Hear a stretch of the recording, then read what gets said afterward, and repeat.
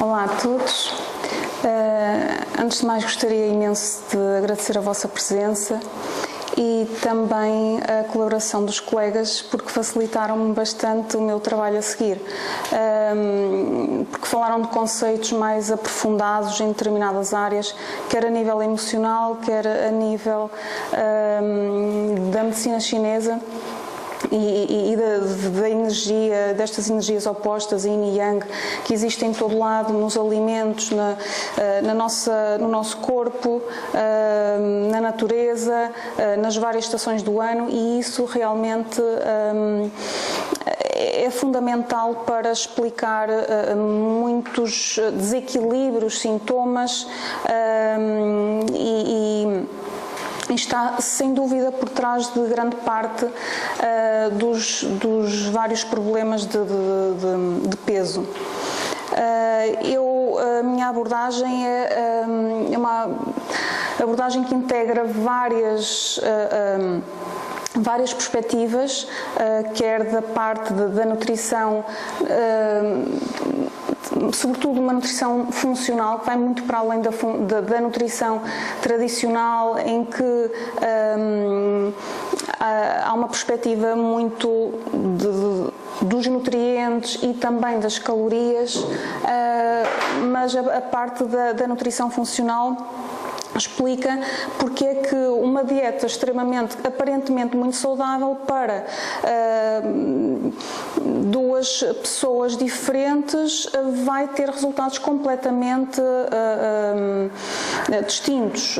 Para uma pessoa, essa dieta aparentemente saudável pode realmente beneficiá-la muito, e para outra pode bloqueá-la. E isto tem a ver com basicamente características bioquímicas de cada pessoa, com características genéticas. Tudo isto é muito importante nesta perspectiva da nutrição funcional, e também depende muito do estado de saúde da pessoa, porque uma pessoa ao longo da vida passa por muitas fases, não só fases de desequilíbrios de saúde, de problemas de saúde, por exemplo, como também diferentes estados fisiológicos, por exemplo, uma gravidez, o período da adolescência é muito diferente de um período em que uma pessoa tem entre os 30 e os 40 ou 50 anos, enfim. E isto tudo são aspectos muito importantes que vão muito para além realmente dos desequilíbrios de excesso de calorias para aquelas que se gastam, que ainda é e continua a ser muito importante, sim, mas não explica tudo, porque senão como é que nós podemos realmente explicar o facto de várias pessoas, de muitas pessoas comerem imenso e manterem-se sempre magras, e outras comerem pouquíssimo e fazerem uma alimentação aparentemente muito saudável, mas cada vez têm mais dificuldade em emagrecer e a tendência é engordar mais ao longo da vida. Há desequilíbrios mais profundos por trás disto e não pode ser realmente abordadas estas questões só pela parte da alimentação em si, ou melhor, da nutrição, mas da alimentação em geral. E a alimentação numa perspectiva, então, quais é que são as grandes, não é? os grandes estudiosos de toda a alimentação para além da nutrição? Foram realmente as medicinas que se praticaram no Oriente, não é? Desde há milénios, que estudaram, não é? Através da observação aprofundada do impacto que cada alimento tem em diferentes pessoas, em diferentes constituições, em diferentes alturas do ano. Portanto, a partir daí conseguimos trazer realmente muita informação para esta abordagem da nutrição, não é? A abordagem da nutrição ao excesso de peso, aos problemas de excesso de peso e de obesidade. Portanto, Ao mesmo tempo, no caso, sobretudo, do estado de saúde, também é muito importante termos em conta que há o fator inflamatório, que é extremamente importante, ou seja, há vários estados de saúde que originam este estado de inflamação. Inflamação é essa que vai agravar a tendência para haver um aumento de peso. No entanto, no caso deste fator inflamação, um exemplo de que uma causa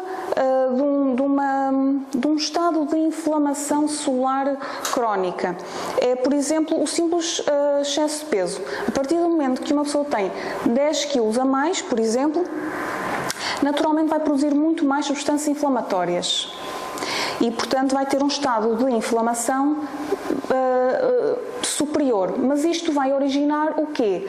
Vai originar alterações hormonais, como um excesso de produção de insulina, de cortisol, que por sua vez vai originar também mais compulsão alimentar, e isto vai gerar aqui um ciclo vicioso. Por outro lado, também acontece esta inflamação celular crónica, que é um fator que está por trás da obesidade, mas não só. Também pode acontecer numa pessoa que até é magra, mas tem uma alimentação muito inflamatória, e isto não pode manifestar-se não necessariamente no peso, porque existem outros fatores que permitem que a pessoa vá mantendo um peso normal, mas vai manifestar-se, vai estar por trás de muitas outras doenças ou desequilíbrios, como enxaquecas crónicas, como doenças autoimunes, problemas de pele, problemas de acne, enfim. É muito importante e é um fator que se estuda muito na nutrição funcional, portanto, que já vai um bocadinho para além desta perspectiva mais calórica. Então, o que eu venho aqui abordar é, para além de demonstrar que é fundamental nós termos aqui uma perspectiva da nutrição funcional, nesta abordagem ao excesso de peso, também é importante termos em conta que nós não somos só hormonas e vários sistemas interligados muito complexos, nós somos também energia, nós somos influenciados por imensas outras coisas que não são explicáveis, não é? E que a ciência ainda não consegue explicar, mas que está muito bem estudado nas medicinas orientais. E esta abordagem que eu vou agora aqui especificar tem mais a ver, foi mais estudada a partir realmente da abordagem da medicina oriental, que é os vários tipos de excesso de peso. Pois, porque isto, lá está, há bocado, quando a Érica falou, e mesmo o Marco, tínhamos falado em que há pessoas que têm uma tendência para ter uma constituição mais, como é que vocês disseram, mais ginoide? Não, disseram outra coisa, mais in, não é? Mais in, exatamente. Mais in, que é mais ginoide. Certo? Estamos aqui a perceber. Sim, como na parte inferior das pernas, exatamente. Ou seja, nós podemos fazer vários pontos, damos nomes diferentes, mas tudo isto realmente é muito interessante, porque várias áreas dão nomes diferentes às mesmas coisas, mas tudo isto realmente se complementa. E então esta obesidade mais in, e portanto mais ligada ao feminino, aqui na nossa medicina nós chamamos uma obesidade mais ginoide, não é? Ou seja, em forma de pera, não é? Em que há uma acumulação de gordura, sobretudo a cintura para baixo. E depois temos a androide, ou melhor, nós tínhamos falado da yang, que é uma obesidade mais associada ao masculino, mas não necessariamente, não é? Sabemos que isto pode acontecer tanto em mulheres como homens, mas há esta tendência maior de haver uma acumulação de gordura na zona abdominal. E não só, pronto, isto são os 2 exemplos, mas existem outros. Mas que estão associados e, entretanto, eu vou voltar a isso. Então, um deles é por excessos alimentares. Aquelas pessoas realmente têm muita fome, comem muito e mexem-se muito pouco, porque, na verdade, o que elas sentem uma necessidade muito grande de comer. Pronto, simplesmente porque têm muito prazer em comer, porque desde sempre comeram muito. Claro que depois as causas a isso serão muitas, mas não vamos abordar aqui, porque isto é já áreas mais do Marco, não é? Que tem a ver mais até com o inconsciente e com questões mais profundas, familiares, emocionais, mas muitas vezes há esta tendência, as pessoas comem em excesso, simplesmente. E depois, obviamente, perante cada tipo de excesso de peso, a abordagem inevitavelmente vai ser diferente. Por outro lado, há aquelas questões do metabolismo mais lento, e isto já está mais associado aqui à retenção de líquidos. Já não tanto, enquanto que no caso do excesso de peso, as características são aquelas pessoas que têm normalmente o rosto mais vermelho, têm mais calor, realmente são mais yang, tendencialmente têm mais gordura também abdominal, visceral. Há toda uma maior acumulação de inflamação até, porque simplesmente o comer muito também aumenta muito a inflamação, porque aumenta muito mais os radicais livres e por isso a partir daí aumenta a inflamação. No caso do metabolismo lento, o que pode acontecer está também um pouco associado às vezes a questões hormonais. Poderá estar associado ou não, mas tem aqui uma relação se calhar maior do que os outros, com algum grau de hipotiroidismo, e a pessoa sente mais frio, o metabolismo é todo mais lento, tudo o que comem realmente absorvem. E depois há outra causa que é, aqui nós não é assim um termo que tenha uma tradução assim muito para o Ocidente, mas no fundo tem a ver com o quê? Toda uma debilidade do trato digestivo, ou seja, na medicina ayurvédica, por exemplo, fala-se muito em ter um fogo digestivo ou um Agni, não é? Muito fraco, o que faz com que isto podemos fazer a comparação para os nossos termos, e são pessoas que têm um metabolismo lento em termos de movimento. O fogo é que mobiliza e que queima e que está associado ao metabolismo, à transformação, e esta transformação realmente é muito pouco eficaz, e então vai-se ganhando peso por causa de haver realmente uma fragilidade digestiva, por haver realmente pouco elemento fogo, no fundo, que se calhar é algo temporário, foi algo que apareceu a partir de determinado momento, e isto, claro que nós podemos depois explorar aqui as causas desta baixa do fogo digestivo. E depois as causas emocionais, e no caso das causas emocionais há geralmente aqui Bem, na verdade as causas emocionais são os que estão sempre de alguma forma relacionados com todos os outros, sobretudo com a fragilidade intestinal, porque no caso das causas emocionais também há uma associação grande com pessoas com muitos problemas emocionais, com muita ansiedade, enfim, com muito stress, também têm menos energia ao nível digestivo, menos produção de enzimas, de sucos gástricos, têm um sistema nervoso simpático muito mais alterado, e portanto o parasimpático, que é o sistema nervoso que promove uma digestão saudável, está mais debilitada. E por isso é que nestas situações de debilidade intestinal é muito comum haver as pessoas queixarem-se do síndrome do intestino irritável, que é algo extremamente comum.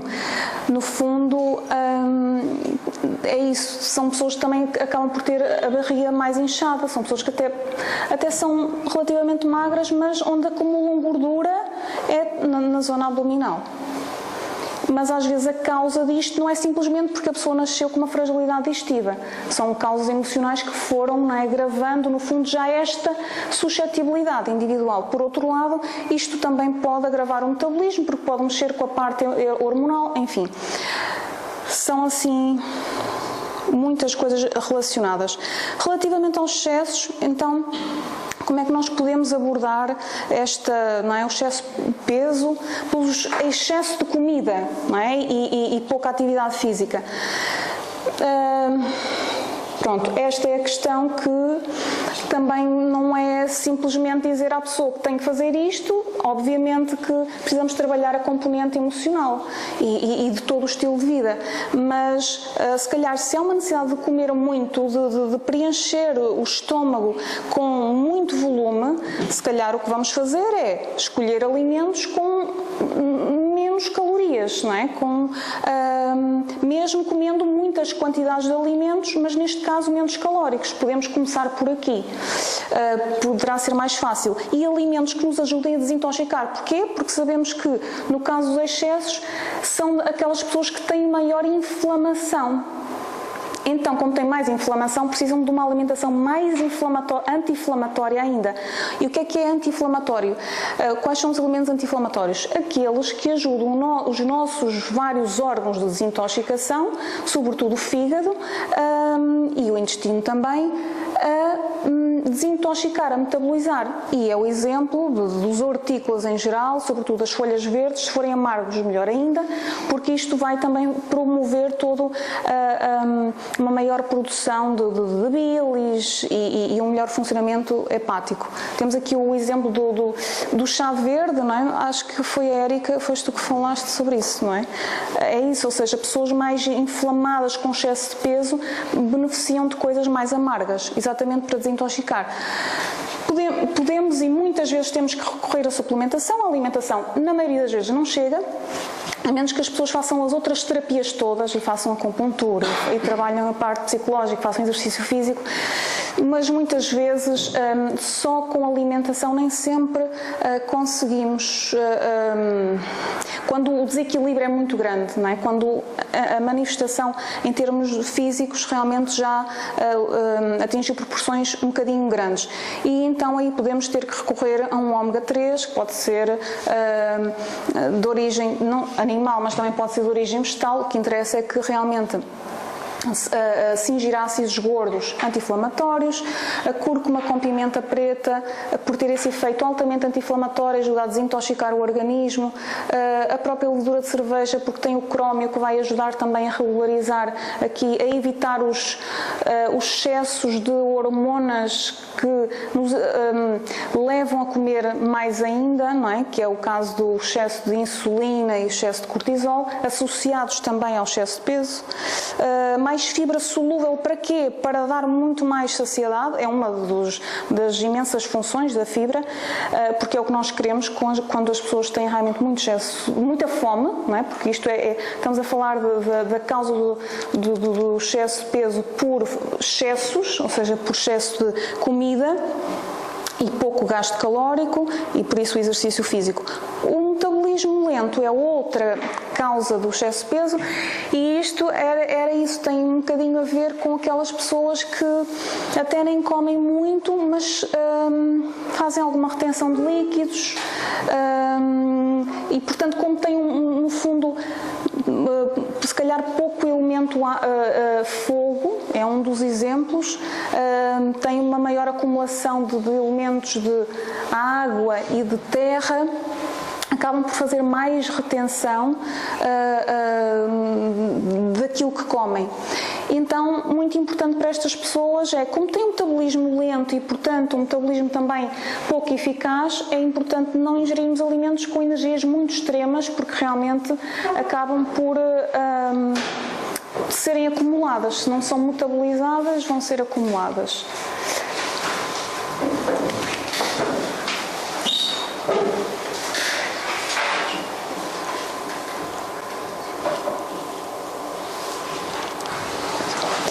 E reduzir o sal, porque se há uma tendência a haver retenção de líquidos, se as pessoas têm um metabolismo muito poupador que suga, não é, tudo aquilo que se come, é muito importante também reduzirmos o máximo possível o sal, mesmo que seja um sal marinho.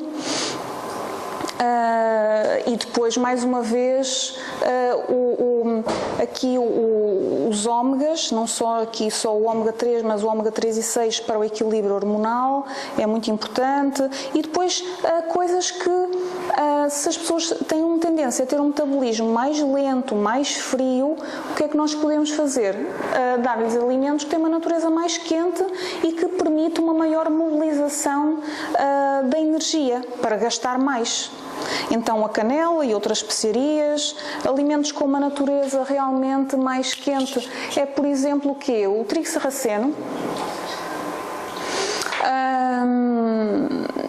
Tem uma natureza bem mais quente do que, por exemplo,